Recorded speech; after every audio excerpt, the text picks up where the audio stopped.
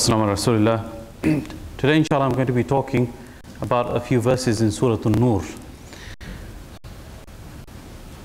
I want you to imagine if you were helping out a person, financially providing for them. They have no means of living, they have no income, so you are providing for them, giving them money and so on. And then that same person turns around and says bad things about you, your family, your children. How would you feel? Most of us would probably say that I am not going to support this person anymore. That on the one hand, as they say in English, he's biting the hand that's feeding him. Okay, I'm feeding him, I'm providing for him, I'm giving to him. Without my assistance, he would not have anything. And then on top of that, he turns around and says bad things about me behind my back. So there was an incident that took place, which was known as Qissatul Ifk, and you've probably heard of this before in lectures that I've given in previous years. This was the story of the slander against Aisha radiallahu ta'ala anha, when the munafiqeen, the hypocrites, they spread rumors about her when she got stuck in the desert and she came back. She was found by a Sahabi and she came back and she was put safely home. The munafiqeen started spreading rumors about her and saying that something went on, na'udhu billah, between the two. And as we know the whole story, after a few days, Allah subhanahu wa ta'ala, He revealed verses cleaning up and clearing up that misinformation that had been spread and condemning those people that had spread those false rumors. Unfortunately, what happens when people start spreading false rumors is that even good people get caught up in it. And one of those people that got caught up in these rumors was, in spreading the rumors and saying the things, was a person named Mistah. He was actually from the participants in Badr. And the participants in Badr, they have a status actually that nobody can touch and nobody can achieve. But unfortunately, like I said, he got caught up in the rumor mongering and spreading the news. He didn't start it, but he still talked about it. And because Abu Bakr Siddiq, who was related to him, and remember Abu Bakr is the father of Aisha radiallahu ta'ala anha, obviously somebody is saying bad about your daughter and staining her honor in public, how would you feel about it? He became very upset. Abu Bakr Siddiq radiallahu ta'ala anhu had been financially supporting him since he migrated from Mecca to Medina. And he swore by Allah subhanahu wa ta'ala that he's not going to support him anymore. He took an oath and he said that this person who I've been supporting, giving and taking care of, he is saying things about my daughter behind my back. I'm never going to provide for him again. I'm never going to give him again. Now just imagine, if we were in that situation, we have every right to have that kind of reaction to this kind of behavior that is done against us. We have the right to choose who we want to give to and who we don't want to give to. But look how Allah subhanahu wa ta'ala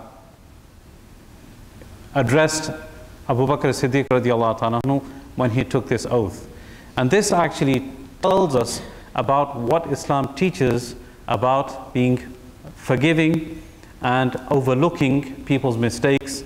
And when a person does that, when a person overlooks and forgives, what will be the reaction of Allah subhanahu wa ta'ala to that?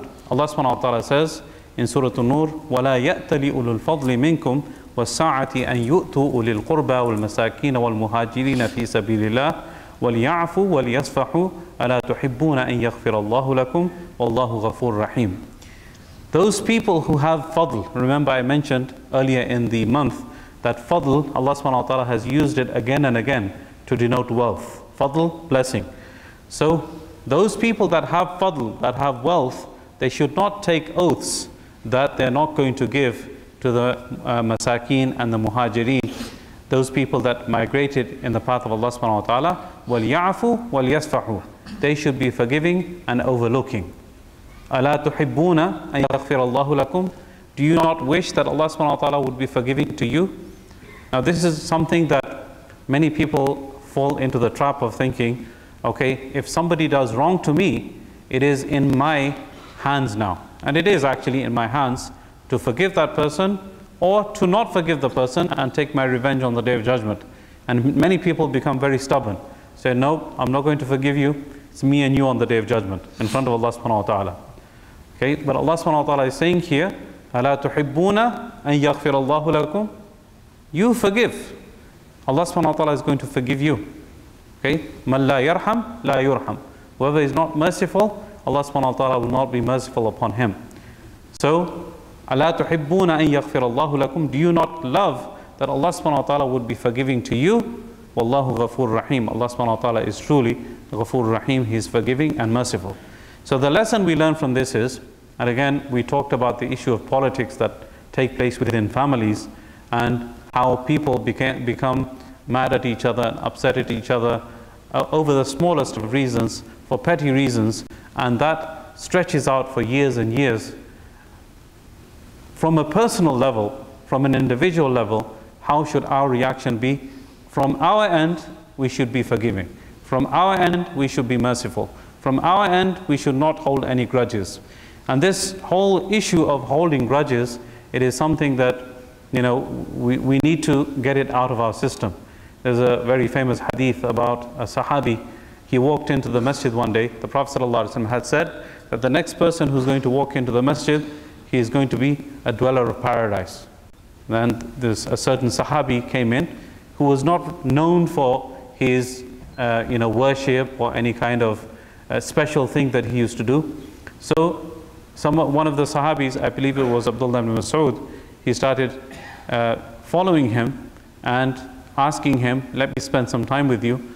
And he spent time with him for 2-3 days, and he didn't see anything special that he was doing out of the ordinary. So he then approached him, and he said that the Prophet ﷺ said this about you, that you are a dweller of paradise, but I didn't see you doing anything special. He said, well, I don't know anything that I do anything special either. Okay, so I really don't know what the reason is that the Prophet ﷺ would say that.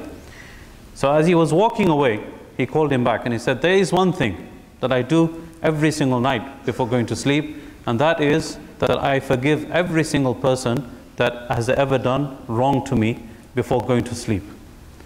Maybe that's the reason that the Prophet ﷺ said that about me.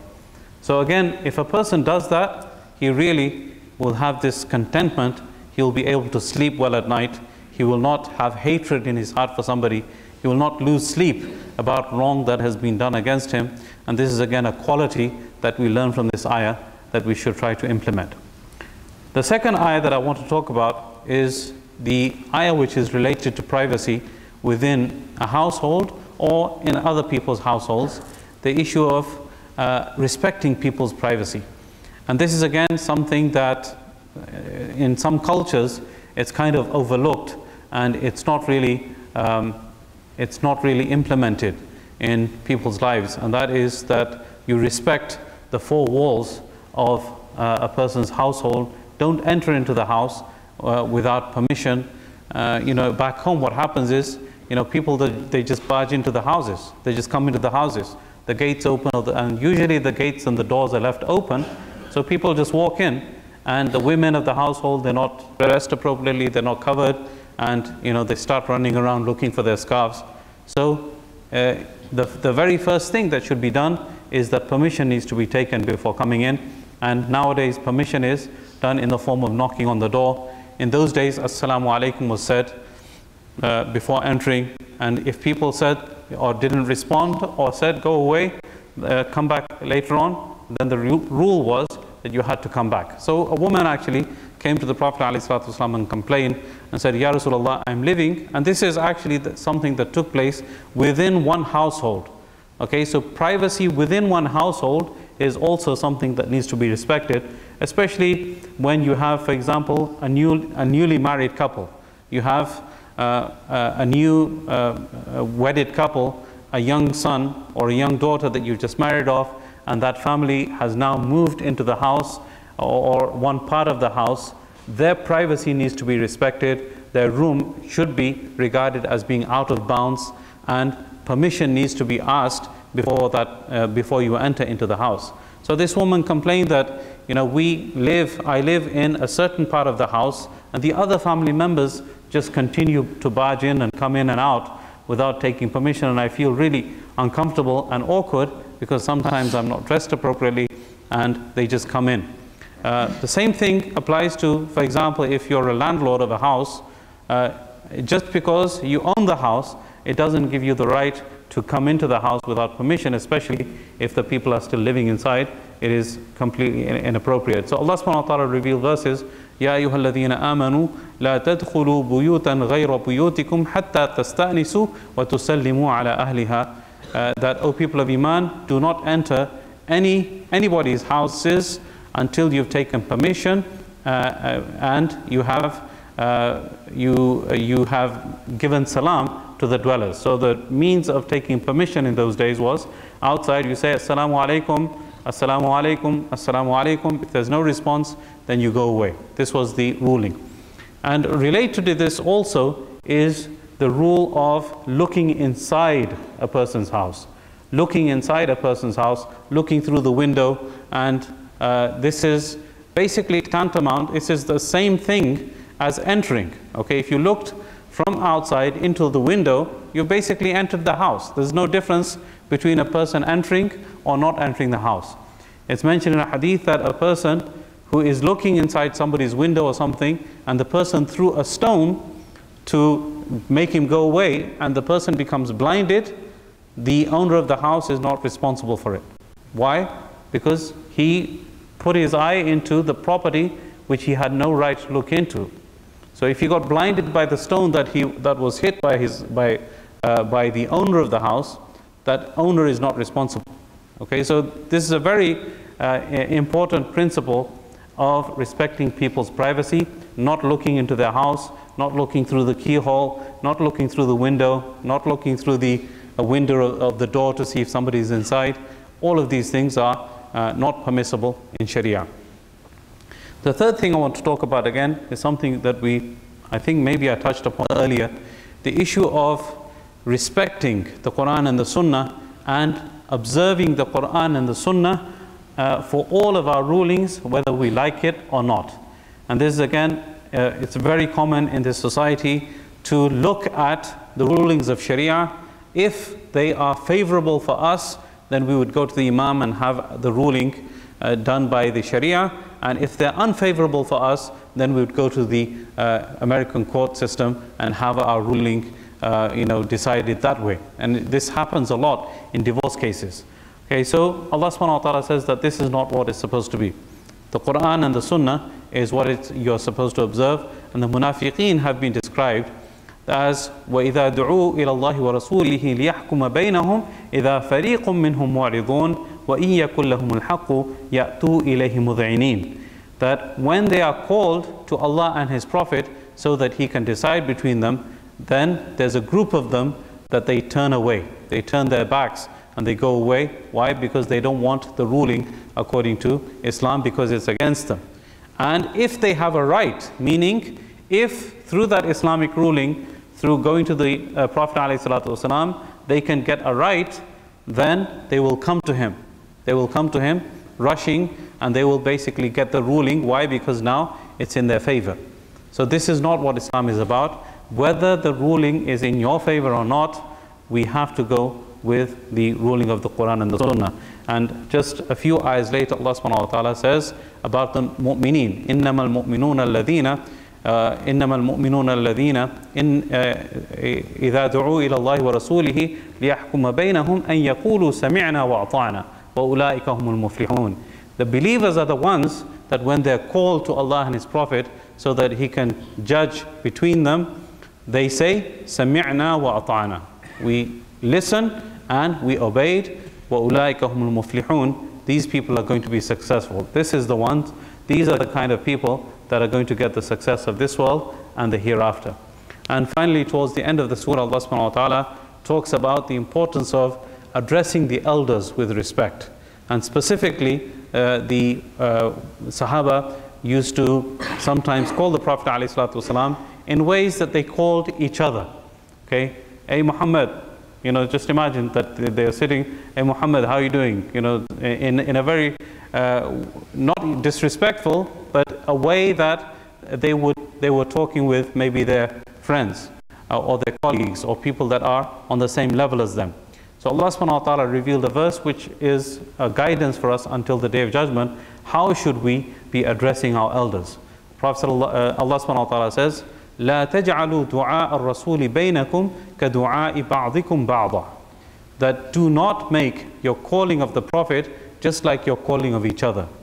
And this is again very important for us to understand, and the younger people that are sitting here, how to address your parents, how to address your grandparents, how to address the elders of the community. Okay, there has to be a level of respect. Dignify them because of their age, because of their knowledge, because of who they are. Unfortunately, even in this society, in American society, we have sometimes kids call their fathers by their first name. Okay, which is the ultimate disrespect in Islam, that you call your father by the name and you don't say father, dad, or whatever wording which indicates that he has a different level, a higher level than you, and calling him as if he's your friend. And I think some people kind of like it that way, that I'm so close to my son that he treats me as a friend.